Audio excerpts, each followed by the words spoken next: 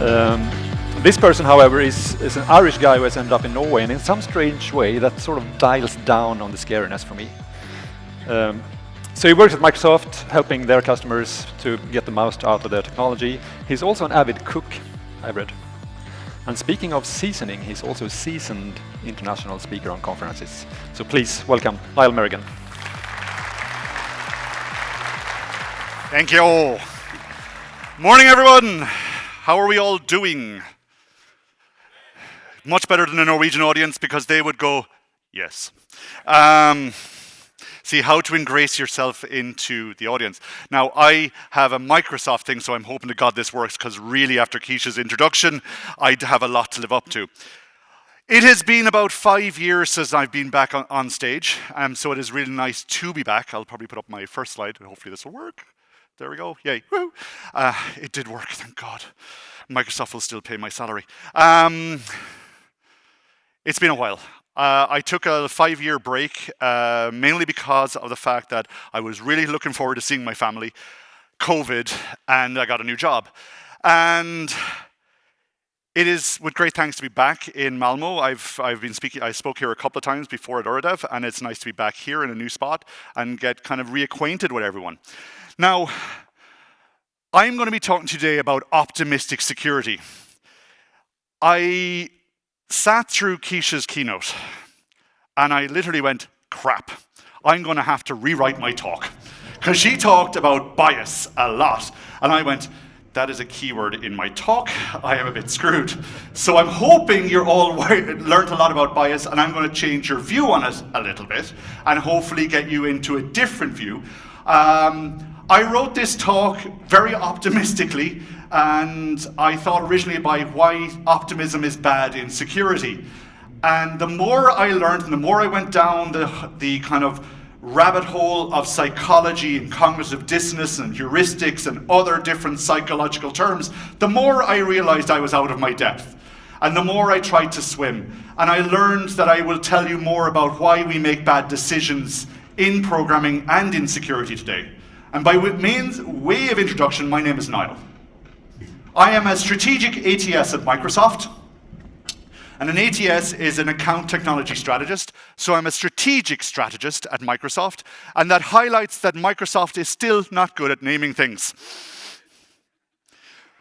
What I do is I'm a technology advisor, and I work with one of the biggest energy companies in the Nordics, Equinor, who are providing most of the energy to Europe at the moment, but they're also transitioning massively to green energy. And that means that there's a lot of things to be talked about and decisions to be made.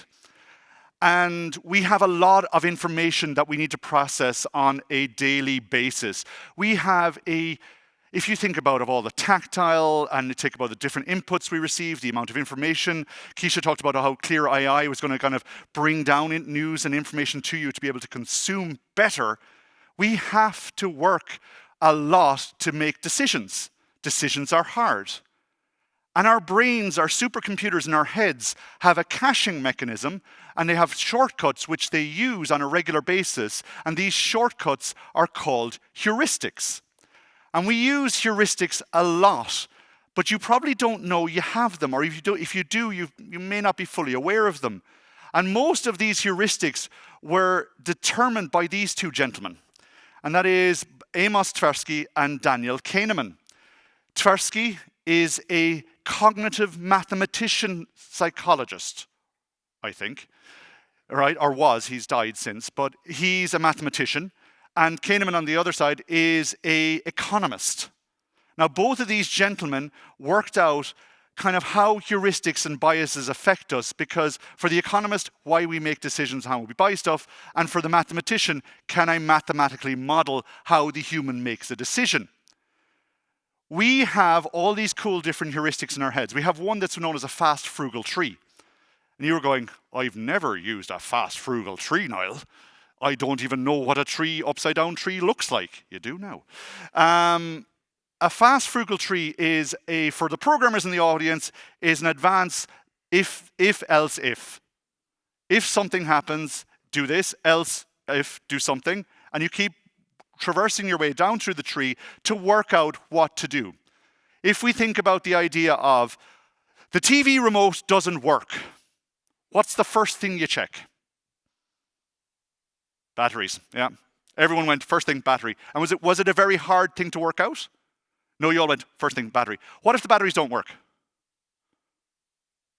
Check towards the TV, reboot the TV, check the IR, check this, and you start going, and you kind of work your way through it. We use fast and frugal trees when we've got to make complex decisional tasks or do complex decisions in very fast time. For example, if you've got a patient presenting with something like a chest pain, how does a doctor make a decision on where to put you? So this would be a fast, frugal tree when it comes to, does the person have, for example, this particular presenting of coronary pain, if they've got this other indicator, then put them in a coronary bed, otherwise put them in a normal bed. This is a very simple and effective way to triage someone. One of the most difficult things we do on a daily basis is be social, right? Making decisions in a social setting is goddamn hard and terrifying. How many of you would consider yourself introverts? And the introverts won't put up their hands. If you do put up your hand, you're not an introvert. You're not going, oh, he got me. I'm so sorry. To the introverted friends, I was talking earlier on actually to Lisette and Dylan, and I was explaining a very cool little thing. I'm just going to explain it to you now because it actually rolls into my next slide. But there is a concept, what is known as the Pac-Man effect, and Dylan Beatty explained this to me in Minnesota with great expertise. When you're standing in a group at a conference, if you're all in a circle, no one can join. If you stand in the kind of Pac-Man, waka waka, kind of with the mouth open, people can join from the edge and join without having to kind of break in. For those of us who are not good at breaking into stuff, it's a real cool thing to do. So when we are in social situations, we generally try to figure out what to do. If we don't know what to do, what do we do? Now I'm going to stop John for a second, put him over here. And what do? We use a deterministic heuristic known as social proof.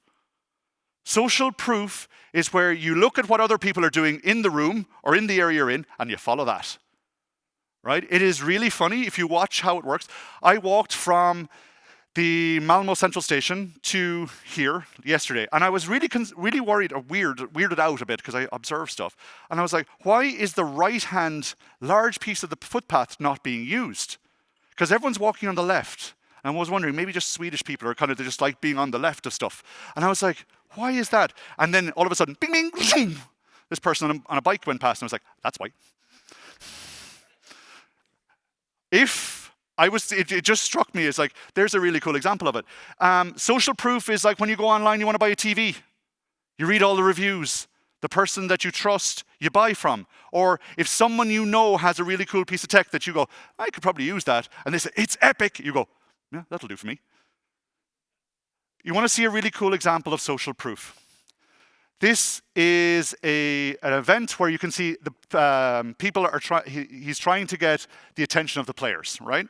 Now watch the player here who comes down with the flag on his back, and he touches the person's hand, right? Now next, ready for it? Gets a hug. What do you think happens next? We just play follow the leader. It is a really cool example of social proof. We don't know what to do, so we just keep doing what the other person did. And this is awesome. You don't know what to do, so you just kind of roll with it. I'm so glad your man didn't go, yeah, man. But what happens when we overuse that path, that shortcut? What happens when we overuse it and it becomes the followed path and the defined path? Then it becomes a bias, and very much a cognitive bias for us. So we end up with this kind of different view of it, and we say, like, for example, heuristics are a simple procedure that help us find adequate, though often imperfect, answers to difficult questions. When we look at what Gonzalez says is heuristics are shortcuts, and that humans use to reduce task complexity in judgment and choice, and biases are resulting gaps between the normative and heuristically determined behavior. Realistically, cognitive biases are things that stem from the overuse of a heuristic. Now, Keisha was talking about bias where we for example, we talk about things like racial bias, gender bias, stereotypicals, all these type of things. Biases as a very long-winded view. If you want to read this, it's really fun, because I'm just going to move something here because I don't want to turn on something. Wait, go back. It says, it is a pattern of deviation from the norm. And if we look at it here, it says, the cognitive bias may sometimes lead to perceptual distortion, inaccuracy in judgment, illogical interpretation, and irrationality. I could describe someone in love, being drunk, or having a cognitive bias. We have 188 different cognitive biases that have been identified. We are so screwed. Some of them have been argued that they are not really biases. They're not really the thing you need to worry about. They're just this kind of, they're kind of little deviations from the norm. Others are very, very strong. And when they appear, you kind of even you will go, dude, why are you doing that? That's wrong. Don't do that. And if I look at, focus on one. Oh, sorry, if I go back, time a second. We have, let's go back, sorry. We have ones where, for example, there's too much information, where we have too much information to process, so we try and condense it to make it easier. We have not enough information, where we try to fill in the gaps. We have ones where we need to act fast, and then we've got the ones of what we should remember. My kids in the what you should remember bias area are not very good. My son will remember a cheat code to Fortnite, but not remember his homework. I don't know why. I want to focus a little bit on confirmation bias, because it's one of the cool ones that when you start doing work in psychology and bias and understanding, and when you're not sure of what you're doing, you end up trying to kind of make sense of all the information you have. So I went Googling with Bing, because I'm working at Microsoft, and sorry. I should go home now. I went and I tried to understand all these. I read all 188 biases. I wish I hadn't, because as soon as I got understood confirmation bias, I just saw bias everywhere. I couldn't look and not see bias. And then I found this great tweet by Michael Feathers, who kind of, what if confirmation bias, when you go looking for confirmation bias, you see it everywhere. And it's true. Can I ask you, what do you see here? Happy plug. Do you know that's a bias? It's called pareidolia. It's where we put faces on random things just to make them more appealing to ourselves. However, you notice this is a socket, you notice this is a plug, it's not too bad. That's not really a bias, that's just us being quirky. But when you kind of look at this and go, well, that's the face on Mars, and that's an example of why there is life on Mars, it might be a little bit of a biased thing for you to say that. Because realistically, that is something that humans are very good at, where we put faces on stuff, because it helps us simplify when we don't have enough context. Programmers have been doing this for years when we try to describe things to other people who don't really know what we talk about, aka everyone else. My parents. My grandmother, God rest her soul, used to believe I was a teacher. It was just easier for her to understand. But when we look at very complex problems, programmers are asked on a regular basis to fix things. We sometimes will see people, they will focus on a very trivial, non-technical part of the solution. And this is what we call bike shedding. Bike shedding comes from the idea that if you gave people the task of building a nuclear reactor when they don't know how to build a nuclear reactor, they will focus on painting the color of the bike shed's roof in the car park, because that bit they understand. You may have seen or heard of these two gentlemen, but not in this order, Dunning-Kruger. The Dunning-Kruger effect is where you overestimate your ability in being able to do something, and it causes a failure. This was me 5 minutes, 10, 15 minutes ago before I started this talk, because I was there going, I don't know if I'm ever going to be able to give this talk on psychology, which I'm not qualified to give. But I have seen when the Dunning-Kruger effect goes wrong, badly. I'm going to tell you a story. It's a very personal story, and my wife has let me tell you this, and it's quite interesting. Back in 2016, myself and my wife are expecting our second child. It's going to be a girl, little baby girl, we're due. And I was traveling a lot. I was due to go to Las Vegas on Sunday, be there till Thursday, and come back. And I was at work on Thursday, And my wife rings me and she's in absolute bits. She's in tears and I'm like, what's wrong? She goes, they can't find a heartbeat. I went, whew. My heart was doing everything my baby's heart wasn't doing. It's jumping and skipping and everything that goes with it. And I went, I've worked in incident response, so I don't honestly go off and try to fix things. I kind of step back and says, tell me what happened. She goes, well, we were doing a little test and the doctor kind of did the scan and said, I couldn't find a heartbeat. Come back to me on Tuesday. Yeah, you can laugh at this. You can laugh at this. Don't worry. This actually ends up being good. Don't worry. I was going to spoil the surprise, but I feel it's very hard and it's very not nice to do it to you. The child, I have a 7-year-old daughter at the moment, so don't worry. Right? And I said, honey, this is not like a broken leg where they give you 2 paracetamol and tell you to come home. She goes, I know. I said, so what do we do? And she goes, I don't know. I says, do you want me to take control? Myself and my wife have a very good relationship where if the other person's struggling, we will ask, do you want us to take control? And then we go and do our fixie thing. And I said, can we get a second opinion? She goes, yeah. I said, I'll ring a midwife and see can we get a second opinion and we'll try and get it tomorrow because what happens if it's all wrong? She goes, well, I'll have to go to the hospital and get the fetus removed because it could go toxic. And I was like, right. I went, okay, let me see if I can get someone. So we got a midwife. We went in. I remember it vividly because it was a bright morning and 2 of us are really kind of like, cautious. It's not often that we're not optimistic about things, but we're like going in and I say to the nurse and she says, okay, we'll do a test, we'll check. If anything's wrong, we have grief counselors. And I was like, okay. So he gets up on the table, puts the gel in her tummy. The person goes, it's like, what's that? That's your baby's heart going 160 beats a minute. It's like, woohoo! Yeah. My wife collapsed in tears of joy and relief. I was a puddle of goo on the floor somewhere.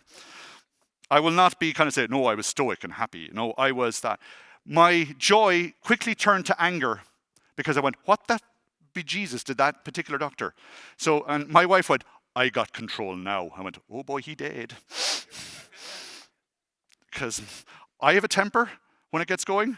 My wife is Krakatoa. It takes a lot to get her going, but when she goes, whew, leave the country. She went over and read him the Riot Act, which is a colloquialism of she told him that he was really silly, with not so many nice words. He agreed that he may not have understood how to use the equipment correctly and had not been trained in it, and maybe should do some training and had agreed to do it. Dunning-Kruger. Now, by telling you that story, and it probably ingratiated myself onto you, I've just done something what is called an anecdotal fallacy, where I've given you a thing about something that helps me prove my point, which is not really good when you're trying to do something scientific. So I went off and I read a lot of scientific journals and tests on this stuff. And I found a lot of tests about why and how we have cognitive biases in ourselves. And they did this test on 10 programmers in a startup where they watched them for an hour. And the programmers have different varying skill sets, and they watched with one person beside them and another observer somewhere else. In the course of an hour, they discovered what type of biases or what type of mistakes we make as programmers and in what we do.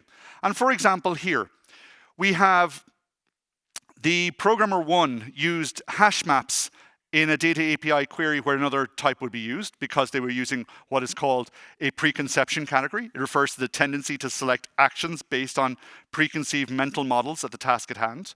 This would kind of go back to where Keisha was talking about where they predetermine how people will use something and may overuse it without doing a feedback loop. We had the convenience category, which is simple causes exist for every problem, and the predisposition to take seemingly quicker or more simplistic routes. It reduces the effort we have to do stuff.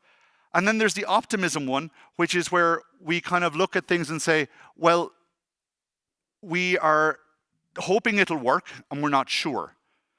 Kent Beck did this lovely kind of thing here where he says, optimism is an occupational hazard of programming.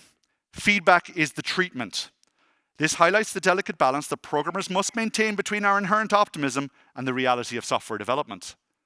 Because we often, when we are asked to do something extremely complicated, we'll go, yeah, I can do that. How many of you have been asked to do something you never know how to do before as part of your job? Everyone goes, yep. Because that's why we're hired. We're creators, solutionists. We do stuff. Security, programming, all this kind of thing makes it a thing we're asked very often, can you do something that no one has ever done before? And you're like, sure. The worst part is, humans are created optimistically. If you look at the resiliency in our body, it's crap. We got one heart. You'd think a very powerful functional tooling would have another resilient function over here. Nope. We're going to give you one. We're going to give you one brain. All right? We're going to give you 2 hands. We're going to give you all these things, but there's not enough resiliency. And if we did, it would be over-engineered anyway, and we'd look weird. And speaking of weird looking, let me show you an example of where over-optimism got people killed. This is an amazing aircraft. This is called the VSS-2, or VSS Enterprise. It's the Virgin Space Shuttle. In the middle, you've got the space shuttle, and on the other 2 cockpits is the mother plane, known as White Knight 2. This amazing piece of engineering takes the central little VSS-2 up to 42,000 feet into the air.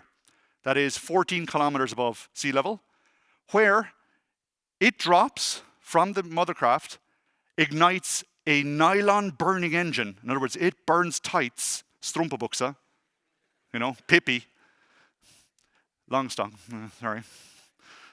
It's, again, I tried to make Swedish jokes. It's really hard.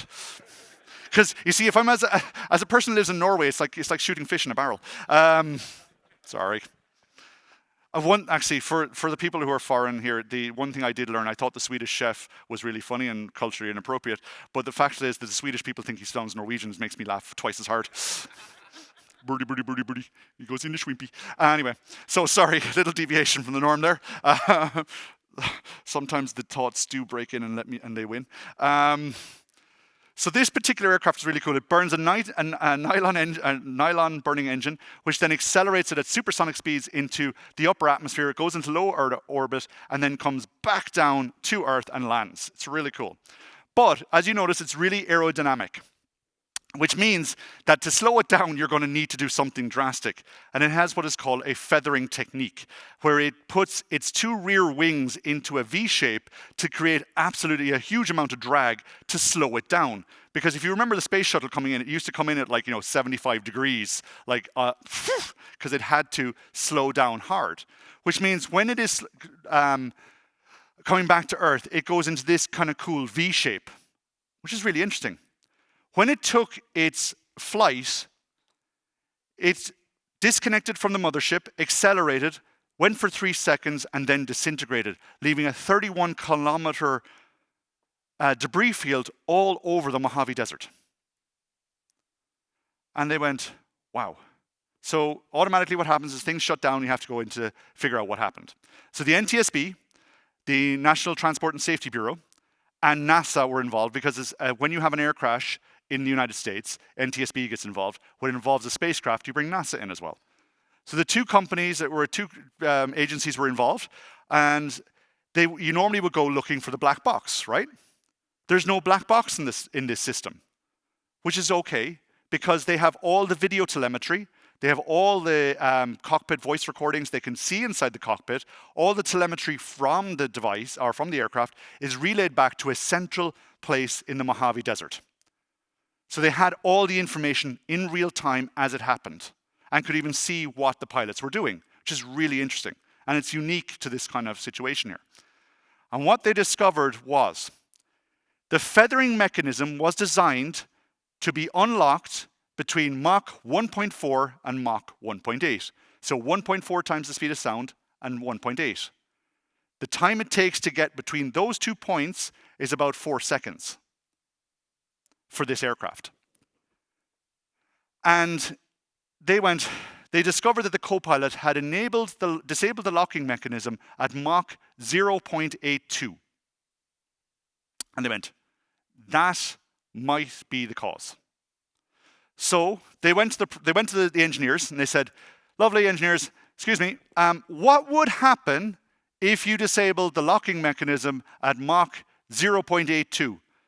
And the straight answer was, it would be catastrophic. They went, okay. What controls did you have in place to stop this? None. Okay, why not? Well, you see, the people who are flying this are test pilots. They are the best of the best. They are the absolute creme de la creme of people to fly. And they don't make mistakes. Yeah. So they went, well, they did in this case. And they said, okay, we know we know how it happened. Do we know why it happened? And they went off and they had a look, and they went back through all the training records. Yes, these people were the best of the best. These two pilots were epic. They had flown many, many hours in experimental aircraft. They were used to dealing with oddball situations. They were used to dealing with like what may happen and being able to solve it in very quick time. What they discovered was this. In a training simulation, so have you ever seen an aircraft simulator? It's like a giant video game. Everything is really cool, there's a lot of screens, a lot of stuff going on. But what it doesn't represent is things like g-forces, acceleration, pure noise, all this other external stimuli that comes in and affects you. And in the training simulator, they had done 70 different simulations for this particular test flight. The co-pilot had missed in one of the simulations to disable the locking mechanism before Mach 1.8. So that was in his mind.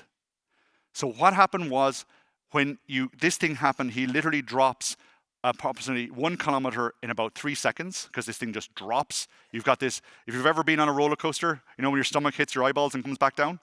You know, that, he's getting a kick in the front to the back of his head with the acceleration and g-forces, and he knows that he's got to do something within 4 seconds. So he goes, if I don't do this, our test flight will be called off. So he disables the feathering mechanism at 0.82 Mach. Now what happened is this. If you hold your hand up like this, and you grab your palm of your hand like this, and you imagine you wrench your wrist back as hard as you can, your wrist will break. But that's what happened. The plane literally tore itself in two. And here's a video of what actually happened. So you can actually see what the NTSB saw. So they see the thing, if you watch the bottom one, you'll see here where it ignites. And then you'll slowly see after about 3 seconds, the engine or the cockpit kind of slowly going up.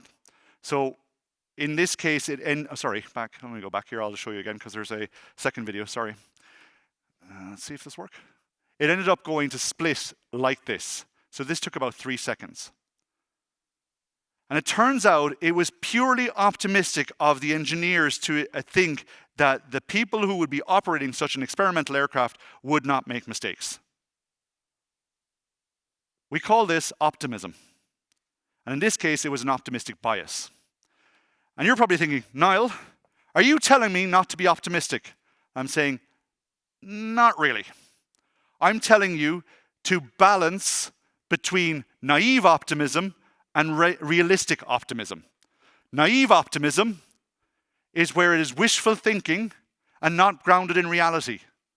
Realistic is faith in the long-term success, but brutally honest in the short-term reality, where you kind of ask yourself, do we really need this to happen? As I said, we are optimistic. So we're going to do a little experiment here, have a bit of fun. I would like everyone to close their eyes, if you haven't done it already. If you are asleep, just kind of play along. Take a deep breath in through your nose and out through your mouth. Cool? It's a lot of air just went this way. Now, think of something that could happen that would be really cool to happen. Like getting that big bonus, getting home and find your partner has made your favorite dinner and you're going to watch your favorite show with your favorite drink. Think about something really cool that might be a little bit out of the way, right? And then stop for a second and think about something bad happening. Which one of those felt more real? Very often, for most of us, if you're not a very deep pessimist, you will have thought that the more realistic thing would be the more optimistic thing to happen. You can open your eyes again, or you don't have to, but you can sleep through it, and if you do, I'll throw stuff at you if I spot you sleeping. Naive optimism leads us down a path where We will make mistakes because we hope nothing will happen to us.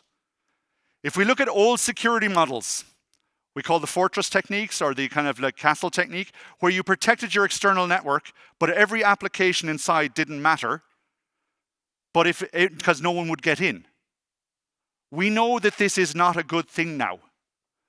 We call the new technique zero trust. Trust but verify. We don't trust that you've come from the correct place, so we're going to revalidate you. Programmers, very often being optimistic and being asked to do something that they've never done before, may not always go with the kind of, should we really do this thing? Naive optimism is dangerous. Realistic optimism is a better choice. The problem is realistic optimism sometimes needs to get readjusted to match reality. Now, I work for Microsoft, and recently we got popped by Midnight Blizzard. Any of you not heard of Midnight Blizzard, the incident that happened with us? Okay, cool. Then I can tell my story. Because if you didn't, thank you, by the way. I pay you later. Midnight Blizzard is an attack done by a threat actor called Nobelium. And what happened was very, very, very embarrassing, to say the least. A little bit. I won't say embarrassing. It was where we were a bit optimistic about something. Microsoft have a very extremely strong set of criteria for what we call production tenants. Anything that is in production and used by customers has a massive amount of layers of security, monitoring, and overwatch on it that allow us to detect and protect all customers' data, and we can use things securely. On our dev tenants, these policies didn't apply. Nobelium, and what they did was they used a low count password spray to try and pop an account. And a password spray is where we kind of check a password, see does it work, check a password, see does it work, check. Normally it's like millions of tries per minute. Low volume means they do it over time. They kind of just rattle some doors, check it, and it didn't meet the thresholds to discover something was wrong. They were also using residential proxies and not from the traditional attack methods. When they got an account and popped it, they managed to elevate their permissions to allow them to get access to our Microsoft tenant and be able to read emails from the mailboxes of our senior leadership team. It's not a good look for someone like us. But we discovered it, and we said, right, now what do? We apply the same level of security permissions on developer tenants as we do on production. And you're probably thinking, yeah, that's probably a good idea. You should have done that at the start.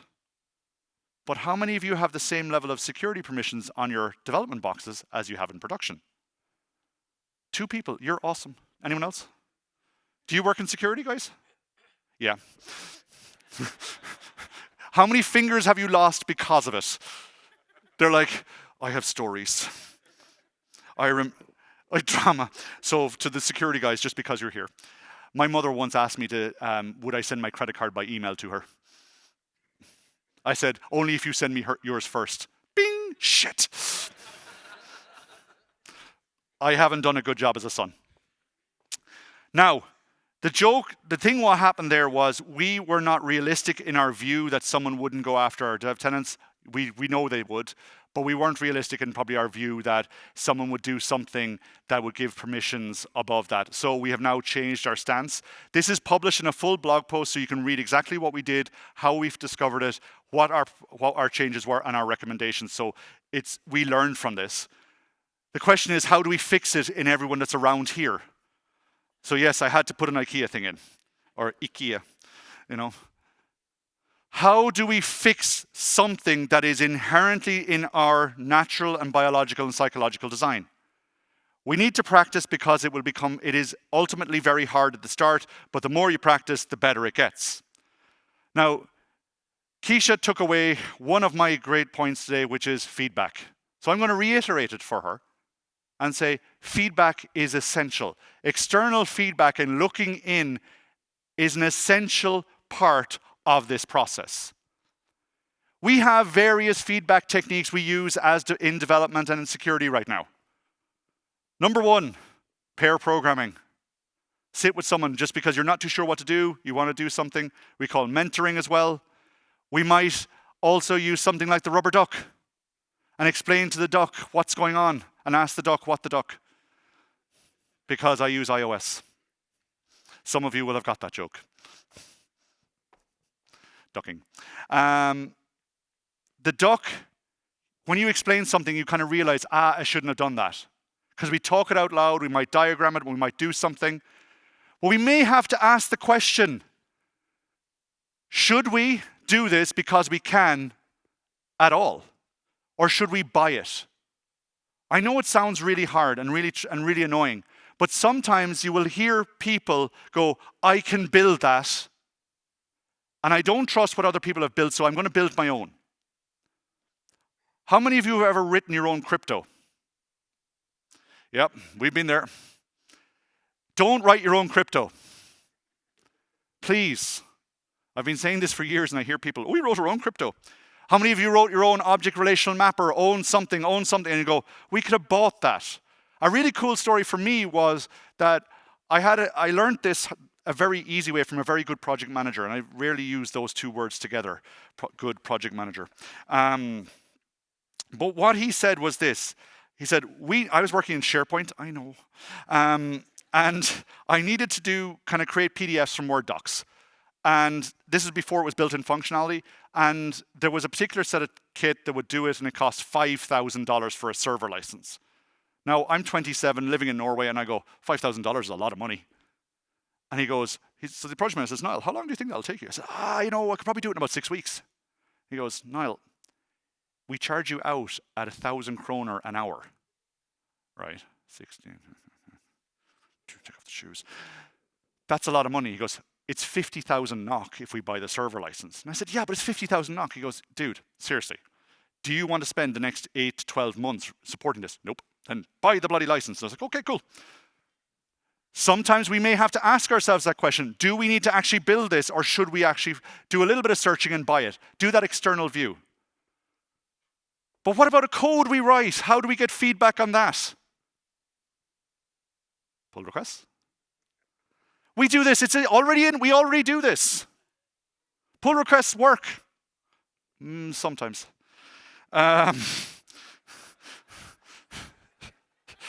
Yeah, I know. I noticed by the laughter, every one of you is going, yeah. So this is where let me go back to my social engineering roots.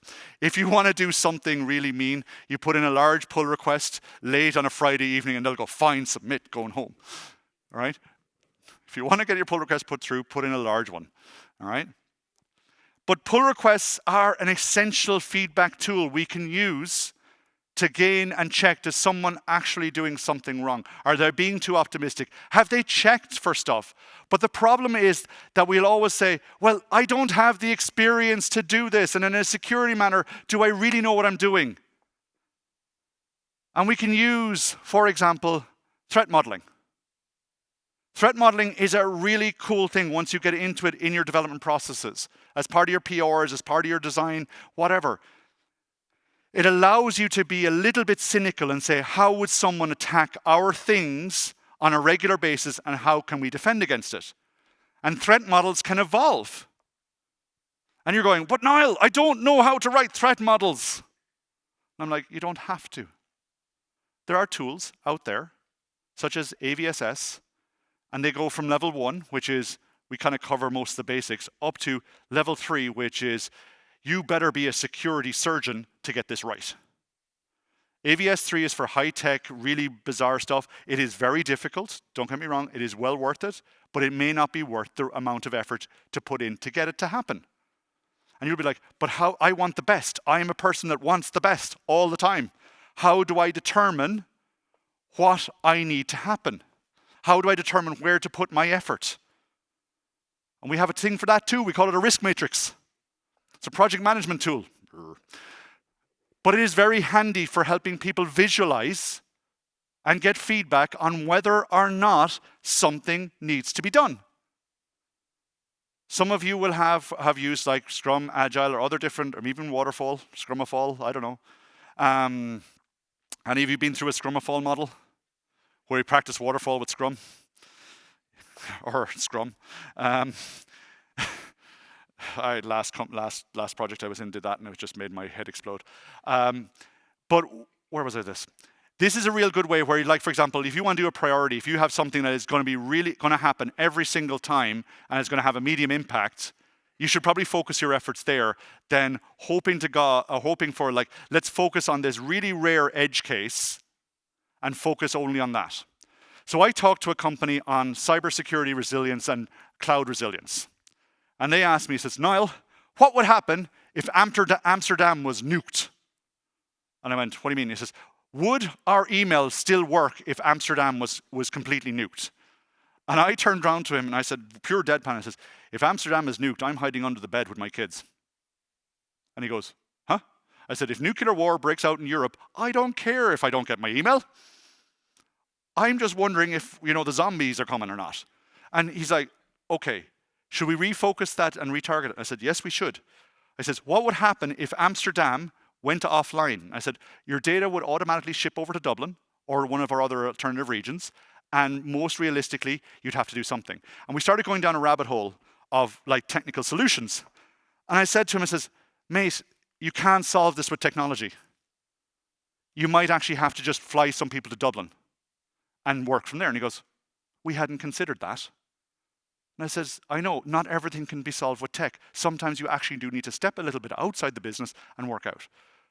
So when we look at our risk matrix, for examples here, we can see things like here, if I'm going to stub my toe on a regular basis, how do you think I would fix it? You do. You wear, like, really cool shiny shoes, or you learn how to walk. I don't know. Sorry, you just happen to be the good person that answered my question. But, like, if you're going to have a tsunami, yes, you don't. You can't really predict that one. But it is catastrophic when it happens. But you don't design for tsunamis. I am not asking you to become pessimistic. I'm asking you to retain your optimism. I am asking you to just be a bit more realistic in your views. I'm saying to you that when it comes to the work we do, sometimes we can be too optimistic, and this leads us down a path where we go, shouldn't have done that. You have two gentlemen over here who do security, and they're at the other end of the scale, so this is not really talk for you, but it just probably confirms what you're doing. So confirmation bias 101. It alludes to the fact that a lot of the time we are built optimistically. We will try and do something. Keisha said it at the start. They were going to build an AI to change stuff. And by using feedback and by checking internally and looking at stuff and saying, hang on a second, did we get this right?